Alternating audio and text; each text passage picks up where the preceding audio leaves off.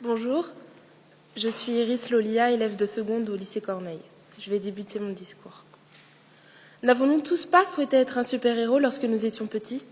Superman, Batman, Spider-Man, des êtres dotés d'un pouvoir surhumain, sauvaient le monde, combattaient le mal, défendaient les opprimés. Mais chaque super-héros, aussi puissant, aussi courageux soit-il, avait comme Superman sa kryptonite, qui est une pierre venant de sa propre planète et qui était la seule chose à pouvoir le détruire. En grandissant, nous découvrons qu'il n'existe pas de super-pouvoir, mais que d'autres gouvernent le monde. Le pouvoir de l'argent et la dictature en sont des exemples, et qu'il est question désormais de personnes au pouvoir. L'école nous enseigne alors que ceux qui dirigent sont les présidents, élus au suffrage universel, ou des dictateurs qui s'imposent puis finissent par imposer leur succession, et que les rois règnent de père en fils. Plus tard, la réalité nous fait face, et les médias font tomber le rideau. Et lors de chaque nouvel épisode, nous entendons des mots comme dictature, régime autoritaire, coup d'État, puis guerre, mort, drone, attaque, destruction, meurtre. Et où sont les super-héros?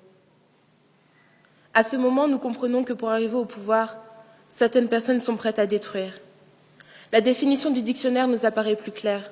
Oui, le pouvoir, c'est l'autorité, la puissance de droit ou de fait, détenue sur quelqu'un ou quelque chose. D'après Platon, la plupart des hommes au pouvoir deviennent des méchants. Mikhail Bulgakov dit que tout pouvoir est une violence exercée sur les gens. Et André Malraux définit le pouvoir par la possibilité d'en abuser. Violence, méchanceté et abus sont les faces cachées du pouvoir. L'image idéaliste de ce qu'était pour moi le pouvoir est désormais effacée.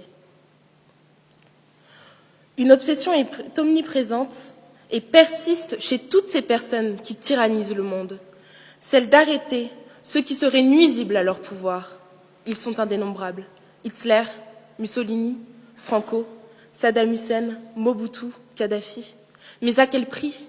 Leur prix est celui de la mort de centaines de milliers de personnes par jour.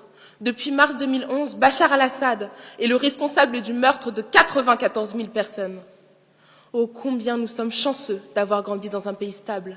Cette violence avec laquelle vivent des enfants depuis leur tendre enfance leur permet-elle encore de croire aux super-héros? Mais ces enfants ont-ils déjà rêvé, ne serait-ce en secret, de la paix? Ou l'instinct de survie les contraint-il à être conditionnés par le pouvoir en place?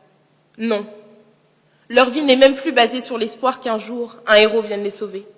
On leur a enlevé cette innocence pour la remplacer par de la haine, de la crainte et de la peur.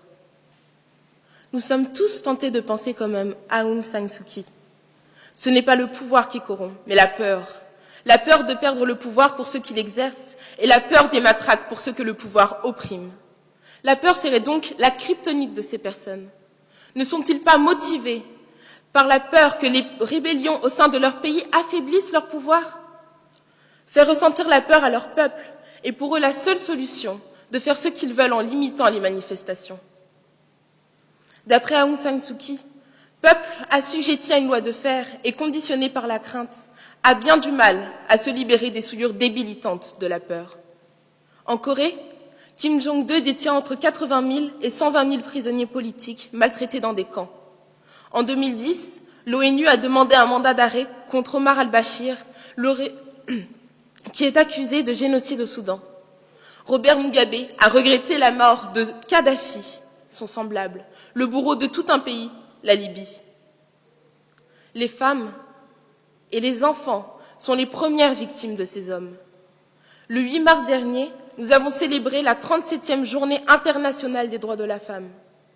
C'est pourquoi j'aimerais dédier mon discours à toutes ces femmes qui se sont levées, parfois au détriment de leur vie, pour défendre la dignité humaine.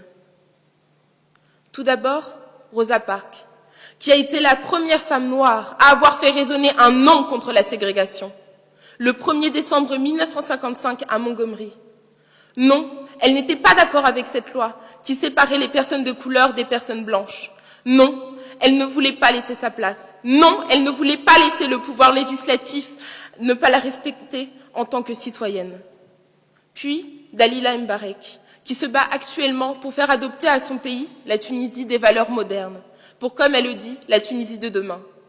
Ces efforts ont été récompensés fin janvier 2014 par l'adoption d'une nouvelle constitution qui met au premier plan le respect des droits de l'homme et du citoyen. Ensuite, Samaria Sbeck. Depuis 2011, elle est réfugiée en France, mais cela ne l'empêche pas d'appeler et d'encourager son peuple à la révolution contre le régime syrien, par le biais d'un blog. Pour finir, Aung San Suu Kyi, qui a prôné les droits de l'homme et du citoyen pendant la dictature birmane. Elle a été récompensée en 1991 par le prix Nobel de la paix. Fraternité, liberté, égalité, fraternité sont nos trois piliers fondamentaux en France. Ces trois piliers que nous devrions chérir particulièrement et nous devrions être fiers de notre pays, qui m'offre aujourd'hui cette liberté, à moi, jeune fille de 15 ans, de partager avec vous, sans armes, sans matraque, sans fusil pointé sur moi, le fond de ma pensée.